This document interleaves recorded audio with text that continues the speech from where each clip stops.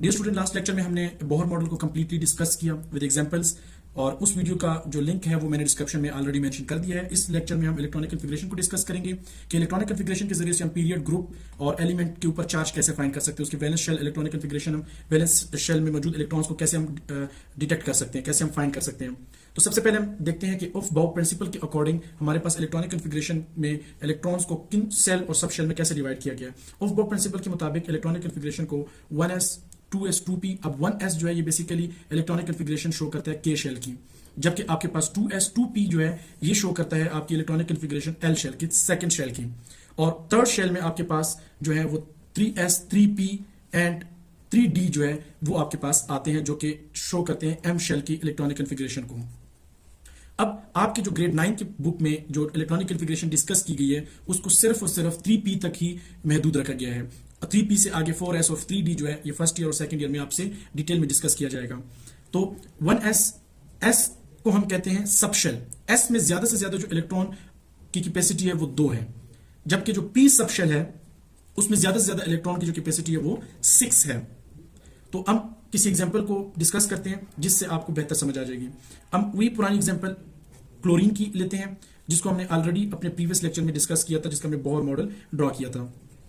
अब क्लोरीन के मुताबिक जो हमारे पास टोटल एटॉमिक नंबर है या प्रोटॉन है वो 17 है। अब 17 को हम कैसे एडजस्ट करते हैं इलेक्ट्रॉनिक कॉन्फ़िगरेशन में, उसमें सबसे पहला जो शेल आएगा वो 1s आएगा। अब s में 1 शो करता है कि आपके पास पीरियड कौन सा है या आपके पास शेल कौन सा है। 1 मतलब पहला शेल है, s के ऊपर कितने इलेक्ट्रॉन आ सकते हैं, ज्यादा से ज्यादा 2 इलेक्ट्रॉन आ सकते हैं। इसका मतलब है कि पहला शेल आपका कंप्लीट हुआ। अब हम मूव करेंगे l शेल में। l शेल में जो हमारे पास पहला नंबर है वो 2s है। s अगेन s में कितने इलेक्ट्रॉन आ सकते हैं, 2, तो हम 2 इलेक्ट्रॉन को एडजस्ट कर देंगे। हम तब तक आगे मूव करते रहेंगे जब तक हमारे टोटल 17 इलेक्ट्रॉन इस नंबर्स में एडजस्ट नहीं हो पाते। Second, third one is 3p। अब p में ज्यादा से ज्यादा इलेक्ट्रॉन जो है वो 6 आ सकते हैं, और हमारे पास टोटल इलेक्ट्रॉन 10 एडजस्ट हो गए हैं, 7 इलेक्ट्रॉन मजीद हमने एडजस्ट करने हैं। अब हम मूव करेंगे अपनी न्यू शेल में m में। m के पहले शेल सब शेल में 3s है, जिसमें 2 इलेक्ट्रॉन एडजस्ट हो जाएंगे। अगेन हम 3p पे मूव करेंगे। 3p में हमारे पास जो मजीद इलेक्ट्रॉन हमारे पास रिमेनिंग है Cl के वो 5 हैं, तो p में हम टोटल 5 इलेक्ट्रॉन को एडजस्ट कर देंगे। तो यहां से इस तरीके से आप अपने इलेक्ट्रॉनिक कॉन्फ़िगरेशन को कर सकते हैं। अब बारी आती है कि कैसे हम इसमें से पीरियड और ग्रुप को फाइंड करेंगे। अब पीरियड फाइंड करने का बहुत ही आसान तरीका है। सबसे पहले आप देखेंगे कि आपकी जो लास्ट इलेक्ट्रॉनिक कॉन्फ़िगरेशन है उसके साथ जो नंबर है वो नंबर कौन सा है। नंबर जो है वो 3 है, तो 3 जो है आपको शो करेगा कि इसका पीरियड क्या है। तो पीरियड इसका टोटल 3 है। और जो ग्रुप है, ग्रुप के लिए आप देखेंगे कि सेम एलिमेंट जो पीरियड थे उनके जो सब शेल है उसके ऊपर पावर क्या है। तो पावर ये भी 3 है और ये भी 3 है। इनके जो सब शेल है s और p, उनके ऊपर फुल पावर जो है वो 2 और 5 है। 2 + 5 इज इक्वल टू 7। तो मतलब हमारे पास जो ग्रुप है वो टोटल है 7 एक ग्रुप का एलिमेंट है। और अब आपके पास बारी आती है ब्लॉक की, कि ये किस ब्लॉक का एलिमेंट है, s का है या p का। तो इलेक्ट्रॉनिक कॉन्फ़िगरेशन जो इसकी खत्म हुई है वो p हुई है, तो इसका मतलब है कि इसका जो ब्लॉक है वो p है। सिंपल। और वैलेंस इलेक्ट्रॉन कहते हैं कि जो लास्ट शेल में मौजूद इलेक्ट्रॉन होते हैं उसको वैलेंस शेल इलेक्ट्रॉन कहते हैं। और लास्ट शेल में जो जितने भी इलेक्ट्रॉन होते हैं वो ग्रुप नंबर को भी डिनोट करते हैं। तो सिंपल है, ग्रुप नंबर आपके पास 7 है, तो जिसका मतलब ये हुआ कि जो आपके पास वैलेंस इलेक्ट्रॉन है वो भी 7 ही होंगे। ये थी हमारे पास सारी इलेक्ट्रॉनिक कॉन्फ़िगरेशन। इसकी एक और एग्जांपल को हम यहाँ पे डिस्कस करते हैं जिससे आपको मजीद आइडिया हो जाएगा स्टूडेंट्स। अब हम एक एग्जांपल लेते हैं Al। मोस्ट कॉमनली जो पेपर में रिपीट होती है वो एल्यूमिनियम की होती है। मोस्ट कॉमनली ज्यादातर पेपर में देखा गया कि एल्यूमिनियम का जो इलेक्ट्रॉनिक कॉन्फ़िगरेशन या बोहर मॉडल जो है वो लाजमी पूछा जाता है।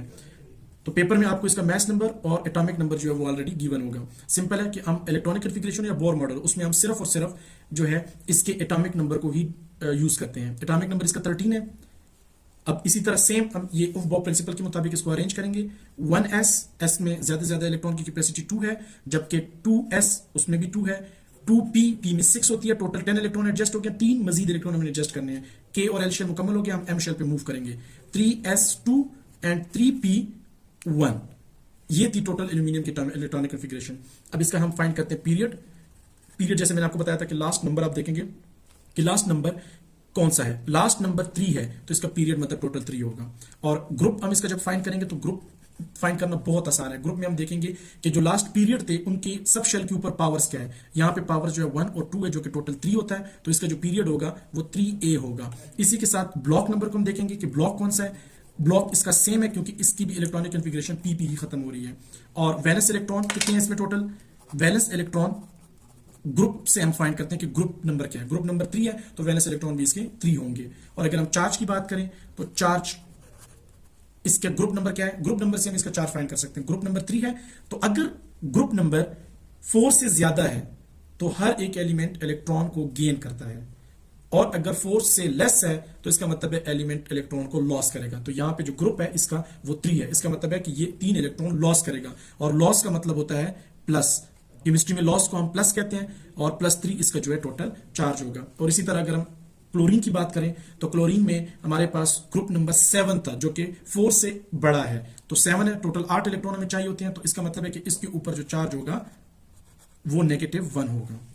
इसी के साथ हमारे जो इलेक्ट्रॉनिक कॉन्फ़िगरेशन का लेक्चर था वो भी एंड हो गया। नेक्स्ट लेक्चर में हम डिस्कस करेंगे मोलर मास को, फार्मूला मास को, और हम जो हमारे पास मोल कैलकुलेशन है, मोल मास कैलकुलेशन, मोल एटम्स और मॉलिक्यूल्स और मोल्स की जो कैलकुलेशंस हैं उनके ऊपर हम डिस्कशन करेंगे तफसील से।